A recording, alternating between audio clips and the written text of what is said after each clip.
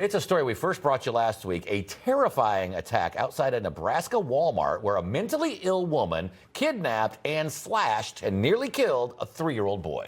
Yeah, now we're learning new details from law enforcement who say the suspect's violent past, including an attempt to hold a priest hostage in the past, should have kept her locked up in a state-run treatment facility, not back on the street to offend again. Newsmax crime correspondent Jason Mattera has more in this report.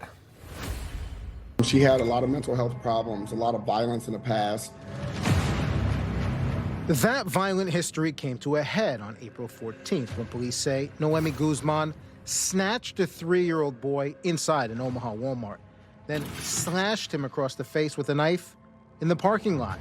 Officers opened fire. Guzman was killed on the spot, but the warning signs were there all along. There was an incident where she basically held a priest hostage.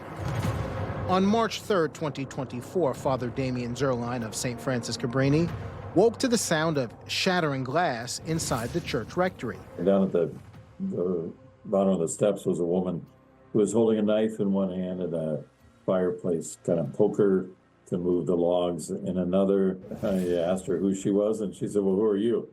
And I said, "Well, I live here." Her next words to him, chilling. She said, "Well, I'm going to do terrible things here." Guzman tore through the rectory, racking up hundreds of thousands of dollars in damage. Anything that she could break, she broke. Police arrested her, but not before she tried to escape through a window. Noemi Guzman was hit with 4 felony counts, including burglary and assault. But not just for the rectory attack. Earlier that same morning, she went after her own father with pepper spray and a knife. And according to court records, she even doused both her parents in lighter fluid, then tried to set the house on fire. But in 2025, a Douglas County judge wiped all the charges away, not responsible, by reason of insanity. That same judge found Guzman was a danger to herself and to others, and yet released her back into the community anyway. It's a revolving door that Anthony Connor of the Nebraska Fraternal Order of Police says cops are forced to confront every day. That's one of the biggest problems I think that police officers face across the country is people with mental health problems, people commit crimes, they go to court and then they're released right back into the public, and then we have to respond and deal with them still. Respond and deal with them in Walmart parking lots, where a 3-year-old came within inches of losing his life.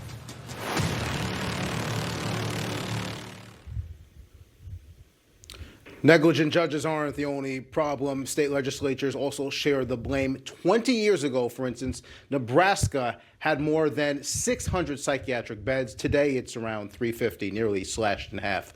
So even if a judge wants to commit someone involuntarily to a secure treatment facility, Mark Charlotte, law enforcement officials say the beds simply aren't there. And they say funding those extra beds needs to become a legislative priority. It really needs to be a top priority. Yeah. Absolutely. All right. Thanks, Jason. Thank you.